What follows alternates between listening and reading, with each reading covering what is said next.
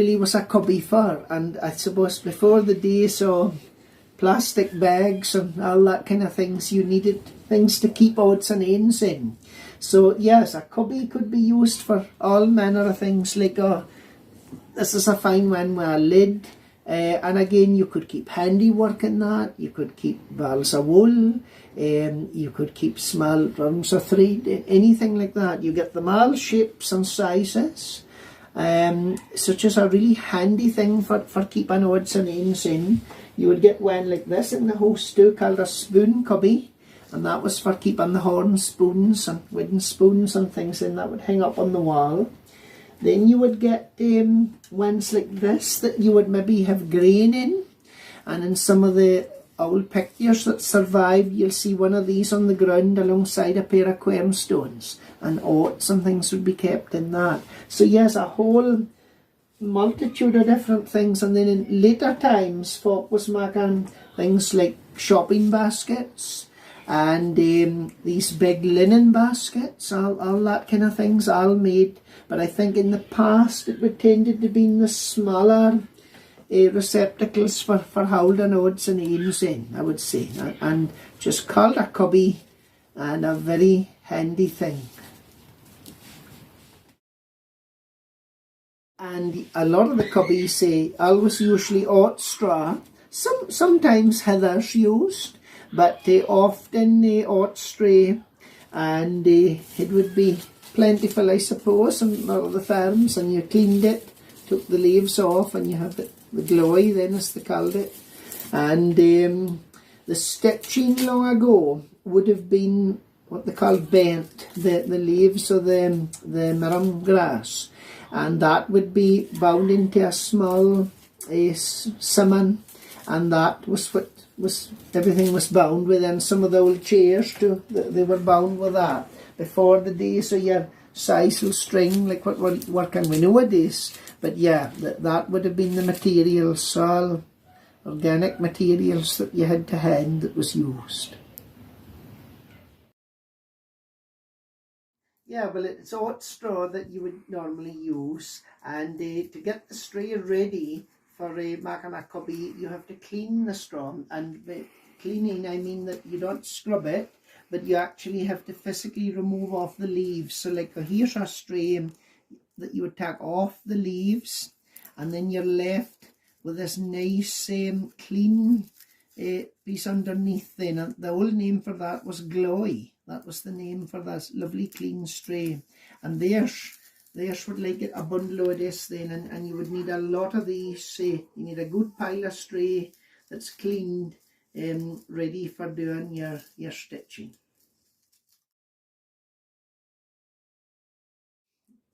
Right, so yeah, so you got your clean straw then, and you would have a handful like this, and you would just turn that over to make a start.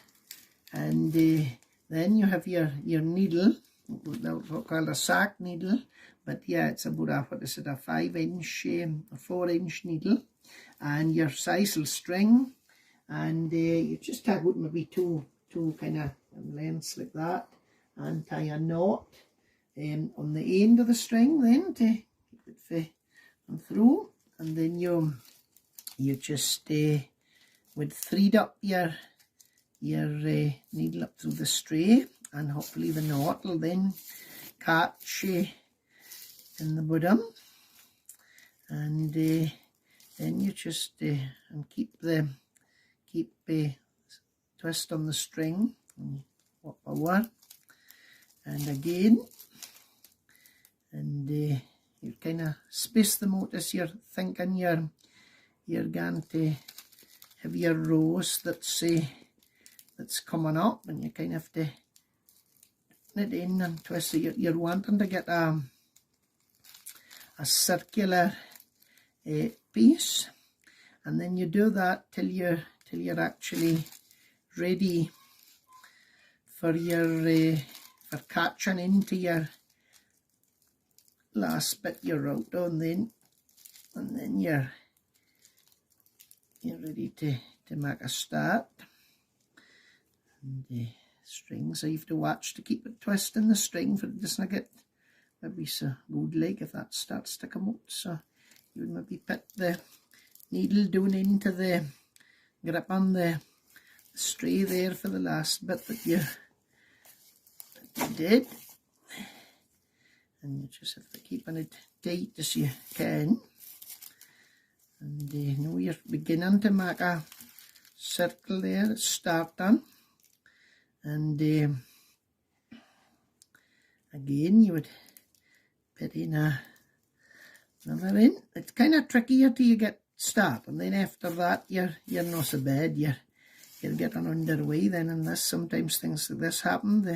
The end goes in and you get knots, and that's all things you have to watch for. But,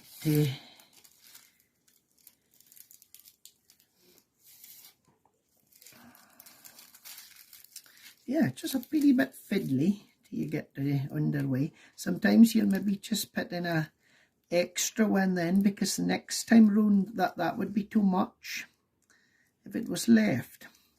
So you would maybe put in that in there, see, and then you would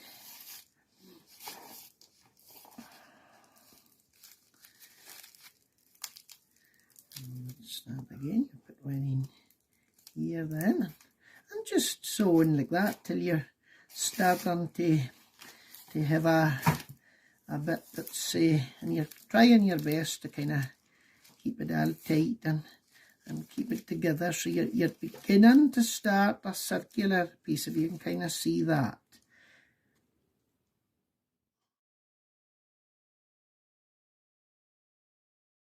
Carry on, and then you see you're starting to get it a bit bigger, and you're kind of judging for your different stitches. So like here now, I would begin in here with the needle just to the left of that stitch, and position on that like that, and then you pull that through, and then again here's another one. I would just begin to the left of that one, and so you're kind of catching in on the, just caught a bit of string there, so you're catching in on the stray of the last row, and then you're just forming as you go along like that. And sometimes you should have to judge. Sometimes if it's a gappy bit you would put an extra one, but usually you're working not so bad, and through time you have to keep adding in stray as well.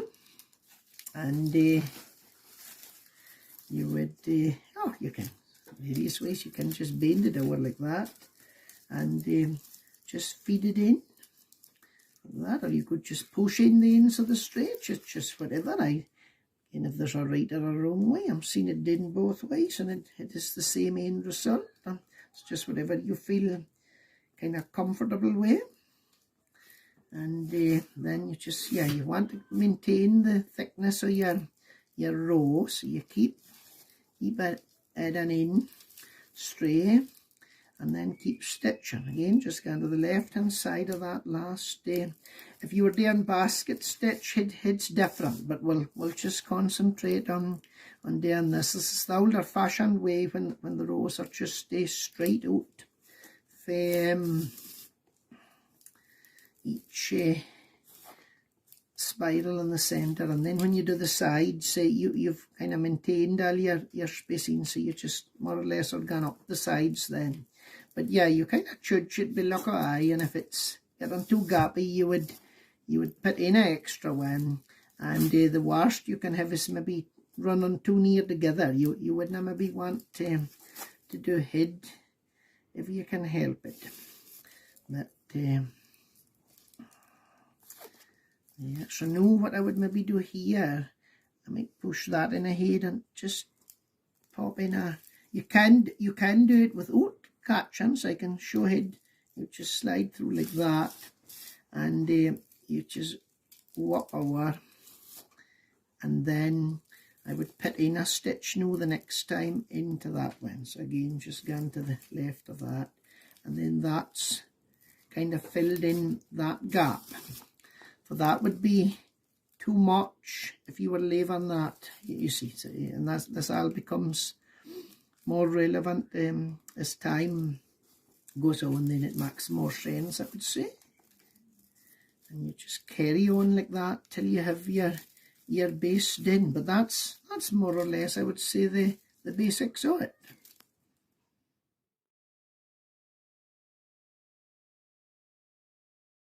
You're making your cubbies. The next stage is then, I mean, this is quite a small one, but you might want to start coming up on the side. And with that, you're just actually kind of changing your positioning a bit. I'm putting in an extra one here, but you start to move the row or straight up a bit, more like this. And rather than going out the way like what you were doing with the base, you're actually coming up the way. And then again later on, when you're up at the top, you're finishing off at the top corresponds to where you basically came up at the bottom. This one again, I would maybe add in another one, and you would maybe be adding in a bit more straw at this point as well. I would need a bit more straw. Sorry about that. That's grand. Yeah, it's getting a bit slack.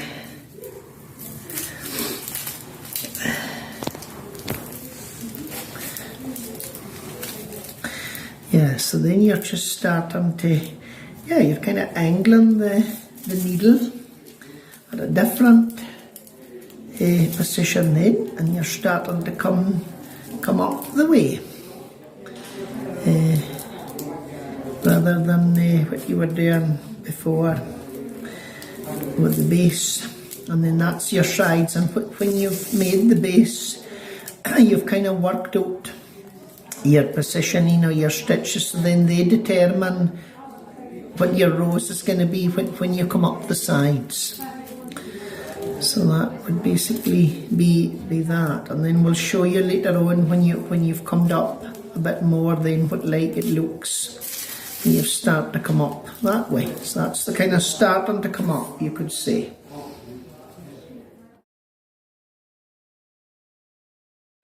So then as you've started to come up, and you keep on going then, and you're kind of getting, see there where I started to come up, and you're building up the sides, so you're going in a different direction now to what you were on the base, and you just keep building that up then to your kind of desired size that you want. Usually kind of corresponds with your base. You kind of have an idea of what looks right as far as that goes, but yeah, you're just, again, you're being careful not to have in your more ends or rubbish bits out in view, and your string you'd be joining, you'd be keeping it up here.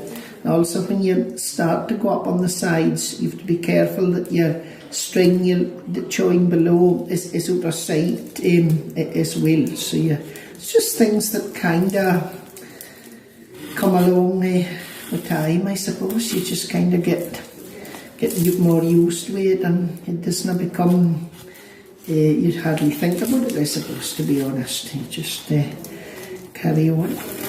But that's basically your sides then, I would say. That's just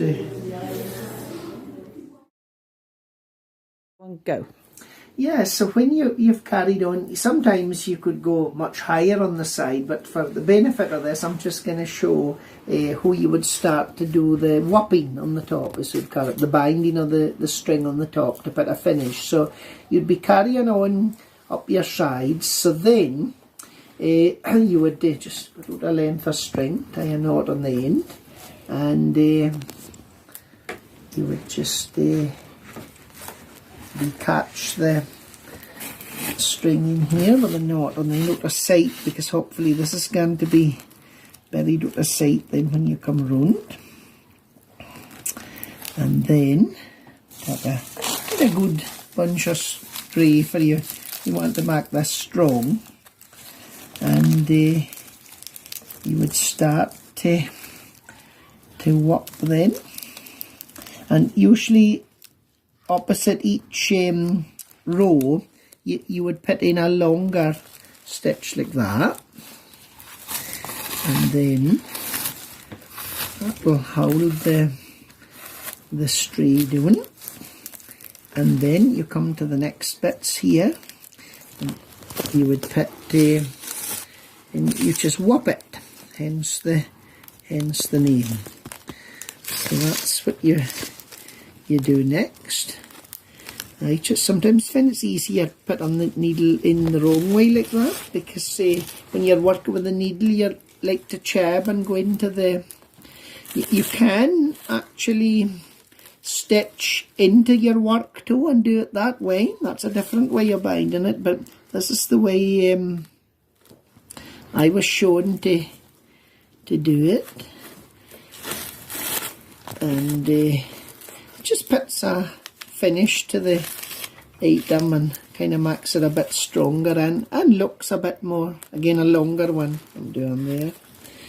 And just yeah, and again the size of your whopped stray kind of depends on the size of the basket and that, as well as you'll see with some of the other examples here I've shown of baskets. Sometimes a small neat one like that might have a smaller whopping thickness, and the bigger ones, coarser ones like that, might have a thicker top. So it just depends really on individual maker, I suppose, and what they thought looked the most suitable or the neatest. But yeah, so the whopping, it just takes a wee minute to get it done, but it's very rewarding when you see it finished. So you can just see you're starting to get the effect there, and that's basically what you would do right round the basket then, and then you end up with something kind of like that, you could say. That's finished. That's a thicker one. There's a one that's been a bit narrower, kind of finer one. So yeah, it just depends on the individual, but that made it more finished and stronger. And you could also do rings sometimes on the lid there. You would put a ring so that it fits snugger into the cubby. And likewise, sometimes folk would put a ring on the bottom as well, like this big linen basket here has a ring that's been whopped attached to the base, so it just strength and keeps it up off if there's a slightly damp floor or anything.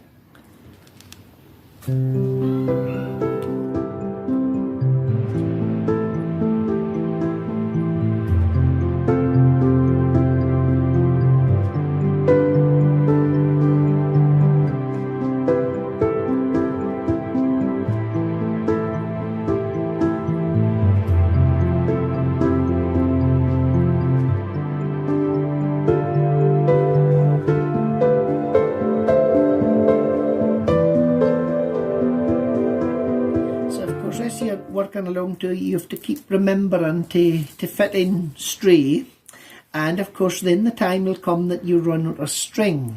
And it's the same principle as you did when you're doing your rows.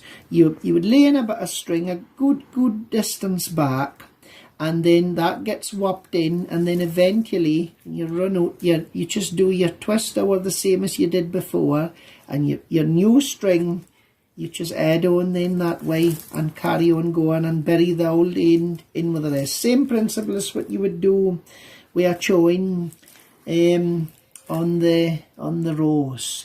And then